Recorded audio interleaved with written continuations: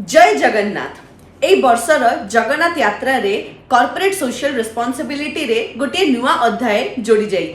रिलायंस यात्रा root station आउ अनेक गुरुत्वपूर्ण स्थान गुरी को इंडिकेट करिबा पई पुरी रे सिग्नेज बोर्ड लगा जाईछि जहा भक्त मानकु सहयोग करिवो। या संगरे young business leader Anant Ambani रा इनिशिएटिव द्वारा 6टी जगह रे अन्न सेवार आयोजित करा जाईछि।